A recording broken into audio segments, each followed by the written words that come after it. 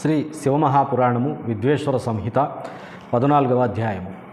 అగ్నియజ్ఞము, దేవయజ్ఞము, బ్రహ్మయజ్ఞము మొదలగు వాటిని వర్ణించుట, భగవంతుడికి శివుని ద్వారా 7 వారముల నిర్మాణము, వాటి యందు దేవారాధన వలన కలుగు వివిధములైన ఫలములను ప్రస్తావించుట. ఋషులు పలికిరి, ప్రభు, అగ్నియజ్ఞము, దేవయజ్ఞము, బ్రహ్మయజ్ఞము, గురుపూజ, బ్రహ్మతృప్తిని గురించి మాకు క్రమముగా వర్ణించి తెలుపుము. సూతుడిట్లు వచించెను, మహర్షులారా, గృహస్థుడైన పురుషుడు సాయంకాలము ప్రాతకాలమున బియ్యము మొదలగు ద్రవ్యములను అగ్నికి ఆహుతి ఇవ్వవలెను. దానినే అగ్నియజ్ఞమందురు. బ్రహ్మచర్య ఆశ్రమమునందున్న బ్రహ్మచారులు సమిధులనుంచుటయే అగ్నియజ్ఞము, అగ్ని కార్యము. ఆ సమిధులనే అగ్నియందు ఆహుతి చేయవలెను. బ్రాహ్మణులారా, బ్రహ్మచర్య ఆశ్రమమున నివసించు ద్విజులు వివాహము కానంత వరకు ఔపాసనాగ్నిని ప్రతిష్ఠించరాదు. అప్పటి వరకు వారికి అగ్నియందు సమిధులను ఆహుతి చేయుట, వ్రతాదులను పాటించుట, విశేష యజనాదులే కర్తవ్యము. ఇదియే వారికి అగ్నియజ్ఞము. ద్విజులారా, బాహ్యమైన అగ్నిని విసర్జించి తమ ఆత్మీయందే అగ్నిని ఆరోపణము చేసుకొని వానప్రస్థము మరియు సన్యాసమును స్వీకరించిన వారలు సరియగు వేళకు హితము మితము పవిత్రము అయిన ఆహారమును భుజించుటయే వారు చేసే హవనము లేదా అగ్నియజ్ఞము అగును. బ్రాహ్మణులారా, సాయంకాలము అగ్నికి ఇవ్వబడిన ఆహుతి సంపదలను ప్రదానము చేయునదగును అని తెలుసుకొనవలెను. ప్రాతకాలము సూర్యదేవునకు ఇవ్వబడిన ఆహుతి ఆయుష్ను వృద్ధి చేయునని తెలుసుకొనవలెను. పగటి సమయమున అగ్నిదేవుడు సూర్యుని అందే ప్రవిష్ఠుడై ఉండును. కనుక ప్రాతకాలమున సూర్యునకు కసగబడిన ఆహుతి అగ్నియజ్ఞము యొక్క ఆధీనమై ఉండును. ఈ విధముగా అగ్నియజ్ఞము వర్ణించబడినది. ఇంద్రుడు మొదలగు సకల దేవతలను ఉద్దేశించి అగ్నియందు ఆహుతి నొసగబడును. దీనిని దేవయజ్ఞమని తెలుసుకొనవలెను. స్థాళీపాకాది యజ్ఞములను దేవయజ్ఞముగా భావించవలేను. లౌకికాగ్నియందు ప్రతిష్ఠితమైన చూడాకరణాది సంస్కార నిమిత్తమైన హవన కర్మలను కూడా దేవయజ్ఞ ఆధీనములని తెలియవలెను. ఇప్పుడు బ్రహ్మయజ్ఞ వర్ణనను వినుడు. ద్విజులు దేవతల తృప్తి కొరకు నిరంతరము బ్రహ్మయజ్ఞమును చేయవలెను. నిత్యము వేదాధ్యయనము లేక స్వాధ్యాయము జరుగుటయే బ్రహ్మయజ్ఞమని చెప్పబడును. ప్రాతకాలము నిత్యకర్మల తరువాత సాయంకాలం వరకు బ్రహ్మయజ్ఞమును చేయవచ్చును. దాని తర్వాత రాత్రి యందు చేయరాదు. అగ్ని లేకుండా దేవయజ్ఞము ఎట్లు జరుగును? దీనిని గురించి మీరు శ్రద్ధగా ఆదరపూర్వకముగా వినుడు. సృష్టి ఆరంభమున సర్వజ్ఞుడు, దయాళువు, సర్వసమర్థుడు అగు మహాదేవుడు సకల లోకములకు హితము చేయుట కొరకు వారములను సంకల్పించెను. ఆ పరమశివుడే సంసార రూపమైన రోగమును తొలగించు వైద్యుడు. ఆ స్వామి సమస్తము నెరిగినవాడు, సకల ఔషధములకు ఔషధం. మొదట ఆ ప్రభువు ఆరోగ్యమును ప్రసాదించు తన వారమును కల్పించెను. దాని తరువాత తన మాయాశక్తి యొక్క వారమును తయారు చేసెను.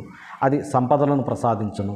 జన్మకాలమునందు దుర్గతులలో చిక్కుకున్న బాలకుల రక్షణార్థము ఆ స్వామి కుమారవారమును కల్పించెను. దాని తరువాత సర్వసమర్థుడగు మహాదేవుడు సోమరితనమును పాప నివృత్తి కొరకు సకల లోకములకు హితమనురించు తలంపుతో లోకరక్షకుడు భగవంతుడగు విష్ణువారమును సృష్టించెను.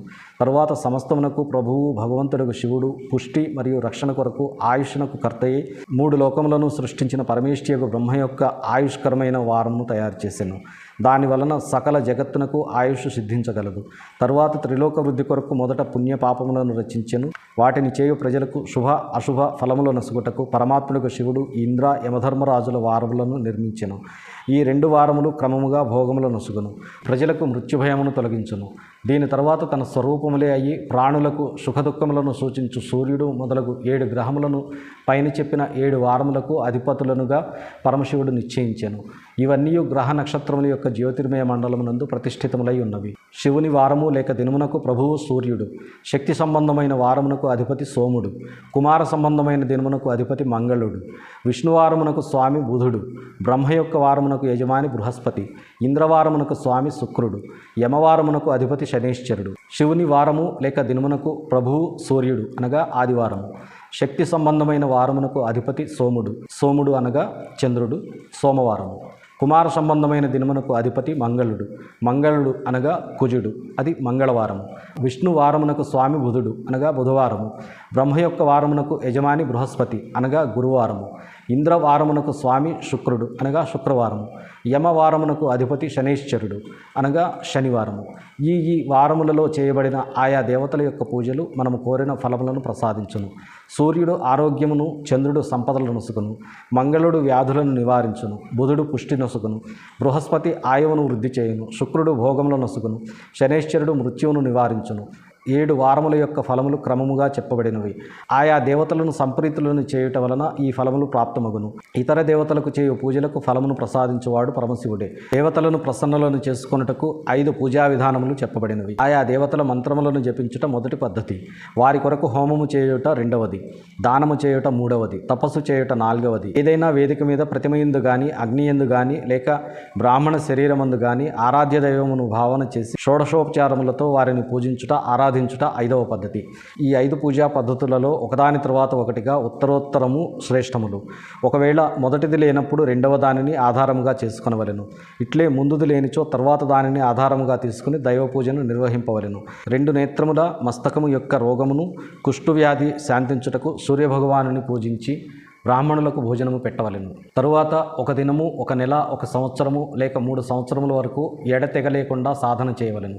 దీనివలన బలమైన ప్రారంధము సమకూరినచో రోగములు, వృద్ధాప్యము మొదలగునవి నశించును. ఇష్టదైవము యొక్క నామ మంత్ర జపము మొదలగు సాధనలు వారముల వలనే ఫలములు నొసుగును. రవివారమున సూర్యునకు, ఇతర దేవతలకు, బ్రాహ్మణులకు విశిష్ట వస్తువులను అర్పించవలెను.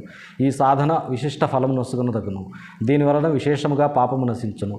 సోమవారం నాడు విద్వాంసులు సంపదల కొరకు లక్ష్మీదేవి మొదలగు దేవతలను పూజించవలెను.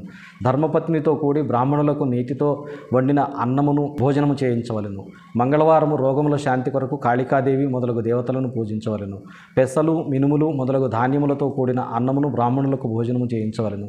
బుధవారము పండితులు దధ్యోదనముతో భగవంతుడికి విష్ణుదేవుని పూజించవలెను. అట్లు చేయుటచే పుత్ర, మిత్ర, కళత్రాదులకు సదా పుష్టి చేకూరును. దీర్ఘాయువును కోరువారు గురువారము దేవతల పుష్టి కొరకు వస్త్రము, యజ్ఞోపవీతము, నీతితో చేయబడిన పాయసముతో యజనము, పూజలు చేయవలెను. భోగములను పొందుటకు శుక్రవారం నాడు ఏకాగ్ర చిత్తులై దేవతలను పూజించవలెను. బ్రాహ్మణులను తృప్తిపరచుటకు షడ్రసోపేతమైన భోజనమును పెట్టవలెను. ఇట్లే స్త్రీలను సంతోషపెట్టుటకు సుందరమైన వస్త్రాదులను ఏర్పాటు చేయవలెను. శనైశ్చరుడు అపమృత్యువును నివారించును. ఆ రోజు బుద్ధిమంతుడైన పురుషుడు రుద్రాదులను పూజించవలెను. అనగా శనివారము. తిల హోమ దానము చేత దేవతలను తృప్తిపరిచి బ్రాహ్మణులకు నువ్వులతో కూడిన భోజనము పెట్టవలెను. ఈ విధముగా దేవతలను పూజించువాడు ఆరోగ్యాది ఫలములను పొంది సుఖముగా నుండును. దేవతలకు నిత్య పూజలు, విశేష పూజలు, స్నాన, దాన, జప హోమములు చేయవలెను. రవివారము మొదలగు విశేష తిథులు, నక్షత్రములు కలిసినప్పుడు వివిధ దేవతలకు చేయు పూజలందు సర్వజ్ఞుడు, జగదీశ్వరుడు, భగవంతుడు అగు శివుడే ఆయా రూపములలో పూజలందుకొనును. సకల ప్రజలకు ఆరోగ్యాది ఫలములను ప్రసాదించును. దేశకాల పాత్రతలను, ద్రవ్యమును, శ్రద్ధయును లోకానుగుణముగా తారతమ్యముల క్రమమును దృష్టియందుంచుకొని మహాదేవుని ఆరాధించు వారికి ఆ స్వామి ఆరోగ్యాది ఫలములు నొసుగును. శుభకర్మల ఆరంభమున, అశుభకర్మల అంతమున, అట్లే జన్మ నక్షత్రము వచ్చినప్పుడు గృహస్థుడు తన ఇంట్లో ఆరోగ్యాదుల సమృద్ధి కొరకు సూర్యాది గ్రహములను పూజింపవలెను. దేవతలకు చేయు యజనము సకలాభీష్ట వస్తువులను ప్రసాదించునని దీనివలన సిద్ధమగును. బ్రాహ్మణుల దేవయజన కర్మ వైదిక మంత్రములతో జరగవలెను. శూద్రాది ఇతరులకు దేవయజ్ఞము తాంత్రిక విధానమున జరగవలెను. శుభఫలమును కోరువారు 7 దినములు తమ శక్తి కొలది ఎల్లప్పుడూ దేవయజనము చేయవలెను. నిర్ధనుడైన వాడు తపస్సు ద్వారా, ధనికుడు ధనము ద్వారా దేవతలను ఆరాధింపవలెను. అతడు మాటిమాటికి శ్రద్ధతో ఈ విధమైన ధర్మమును ఆచరించవలెను.